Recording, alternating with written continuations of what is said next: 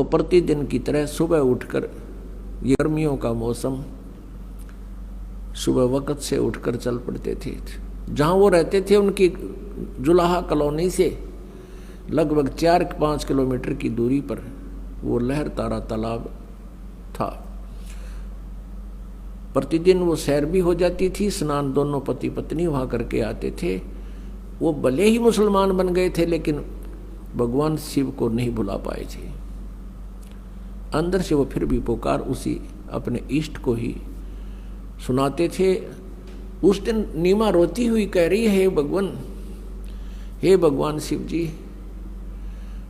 आप परम शक्ति हैं, आप देवों के देव हैं, महादेव हैं। मुझ दासी को भी एक खिलौना दे देते, आपके दरबार में भरे भंडार हैं। मुझे भी एक पुत्र दे देते, मेरा भी संसार में हिस्सा हो जाता। और दुनिया मेरे ऊपर कटाक्ष कर रही है, ना जाने क्या क्या कहकर हमें चिढ़ा रही है। ये परमात्मा, आपकी दासी का जीवन सफल हो जाता।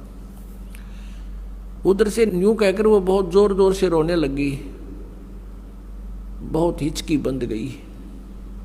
उधर से नीरू कहता है, नीमा, यदि हमारे भाग्य में होता तो भगवान शिव अवश्य दे देते।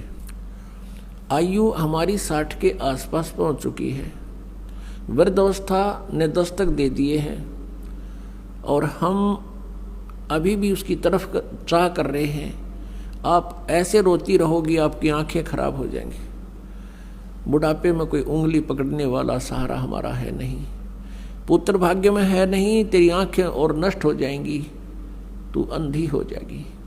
सब्र कर, भगवान ने जो किया वो ठीक किया है। ऐसे सांत्वना देते हुए और नीमा हिचकी बंधी हुई रोती हुई, आंसू पोंछती हुई वह पहुंच जाती है लहर तारा नामक तालाब पर, जहां वो प्रतिदिन स्नान किया करते थे। पहले नीमा ने स्नान किया, थोड़ा अंधेरा रहते हैं। नीरू बाहर बैठा था किनारे पर, ऊपर पाल पर।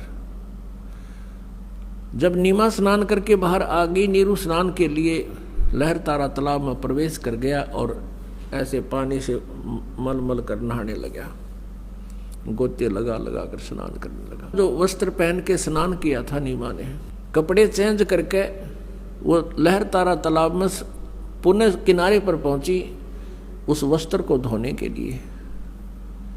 उसी समय रोशनी हो गई थी, सुबह का उजियाला शीघ्र हो जाता है। थोड़ा सा अंधेरा छटा था। सामने एक कमल के फूल के ऊपर कोई वस्तु हिलती नजर आई नीमा को। नीरू तो नहाने में व्यस्त था, मस्त था। अब नीमा को पहले तो जब देखा कि लगता है कोई सर्प फन उठा रहा है, क्योंकि परमेश्वर ने, कबीर देव जी ने एक पैर का अंगूठा मुख में दे रखा था और एक को हिला रहे थे, जैसे बच्चा लीला करता है। अब नीमा ने ध्यान से देखा तो उस पर क्या देखा कि वो तो बालक है, वो नवजात शिशु है। अब वो जोर से चिल्लाई, अपने पति से कहा कि देखियो जी, कमल के फूल पर बालक है, कमल के फूल पर बालक है। अब नीरू ने सोचा या तो कति मेंटल होगी या पागल हो चुकी है लगता है इसके। अब इसको जल के अंदर भी बच्चे दिखाई देने लगे। हे भगवान, हे अल्लाह, इसको सद्बुद्धि दो दाता। वो फिर चिल्लाई, वो कहने लगा तू चुप रह नीमा, मानती नहीं मेरी बात। यहाँ जल में कहाँ से बालक आए थे। उसने फिर जोर से कहा कि देखना देखना वो डूबेगा बच्चा। अब जिधर वो हाथ कर रही थी, संकेत कर रही थी, उसी तरफ नीरू ने भी दृष्टि डाली तो देखा सचमुच एक बालक कमल के फूल पर। अब उसने आव देखा ना ताव देखा, एकदम आगे बढ़ा, क्योंकि गहरे जल में गया और उठाकर उस बालक को कमल के फूल समेत तोड़ के ले आया, उठा लाया, अपनी पत्नी को थमा दिया। अब वो उधर से नीमा ने उस बालक को सीने से लगाया।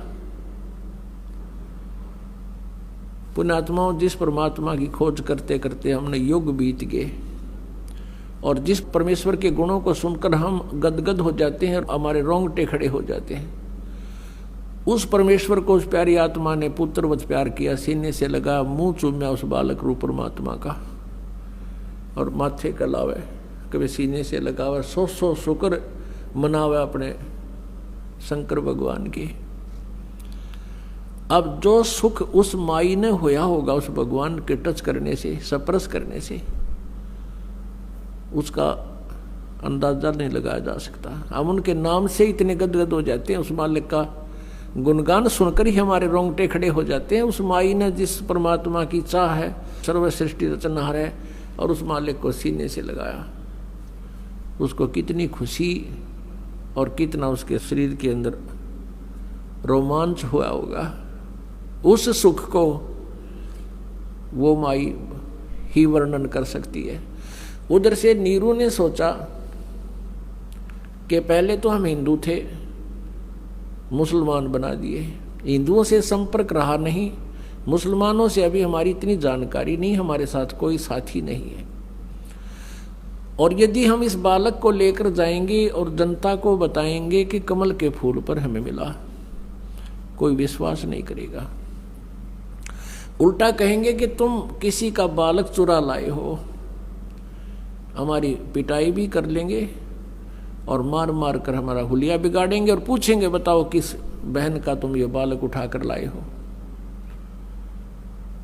और हमसे बालक भी छीन लेंगे और नगर निकाला भी दे देंगे। ये सारा जुगाड़ सोच कर, सारे विचार लगा करके नीरू ने अपनी पत्नी से कहा, नीमा इस बालक को यहीं छोड़ दे, और उसको सारी स्थिति से परिचित करा दिया कि हमारे साथ ऐसा ऐसा हो सकता है।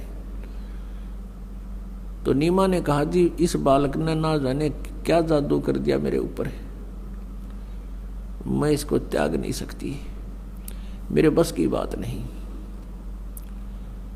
इसने जो मेरे अंदर अट्रैक्शन पैदा कर दी, ये मेरे बस की बात नहीं, मैं मर सकती हूँ। जैसे सर्प से कोई मणि छीन ले, वो फन पटक पटक कर मर जाता है। अब इसके बिछुड़ जाने से मेरी वही स्थिति हो जाएगी, मैं नहीं त्याग सकती। नीरू ने बहुत कुछ समझाया और प्यार दिया। वो कभी अपनी पत्नी को गुस्से से नहीं बोला था, क्योंकि वो समझता था कि ये पहले बहुत दुखी है, संसार के व्यंग सुन सुनकर ये दुखी है, ये निसंतान है, ये बांझ है, पता नहीं संसार कितने प्रकार से पीड़ित करता है। वो उसको बहुत प्यार देता था, वो एक पति का प्यार भी देता था और एक पिता का भी।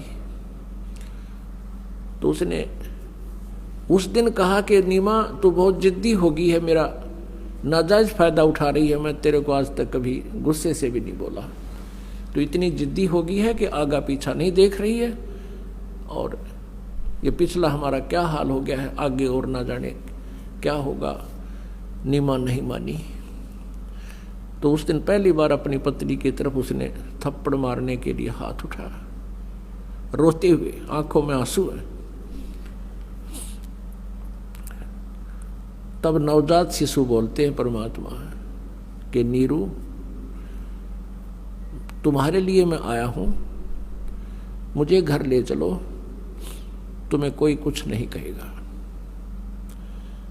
अब नीरू का हाथ वहीं का वहीं रुक गया और सोचा ये कोई फरिश्ता है, ये कोई सिद्ध पुरुष है, नहीं तो कमल के फूल के ऊपर बच्चा कैसे स्थिर हो सकता है। उसको फिर सारी बात याद आ गई कि ये कोई सिद्ध पुरुष है, सिद्धि वाला हंस है, भले ये बालक रूप में है लेकिन सिद्धि तो उसी तरह काम करती है, वचन से काम करती है। अब नीरू चुप करके आगे आगे चल पड़ा, पीछे पीछे उसकी पत्नी परमात्मा का शुक्र मनाते हुए और उस ओरिजिनल गॉड को साथ लिए हुए चल रही है, गोदी में लेकर चल रही है। उस कंप्लीट गॉड को, पूर्ण परमात्मा को गोदी में लिए हुए जा रही है।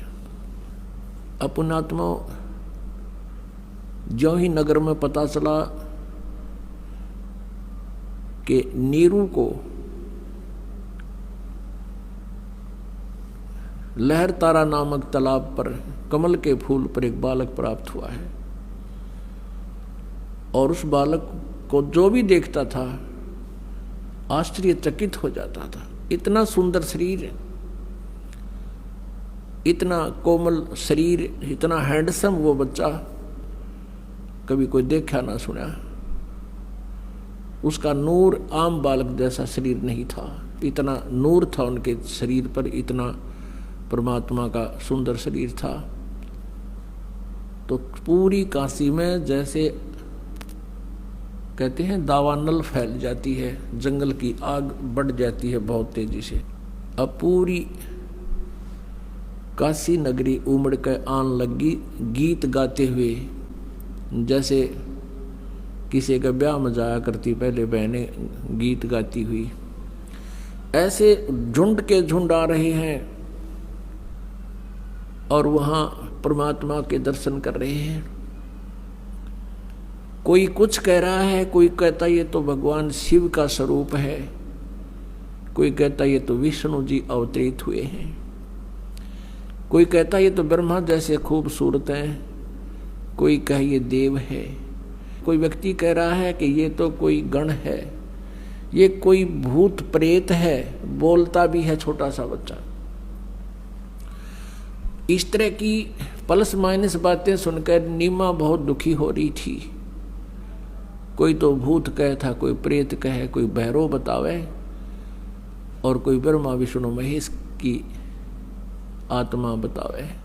आदरणीय गरीबदास साहिब जी ने जो परमात्मा से परिचित हुए थे, उन्होंने अपनी अमृतवाणी में परमेश्वर की वो सब लीला ज्यों की तो चित्रित की है।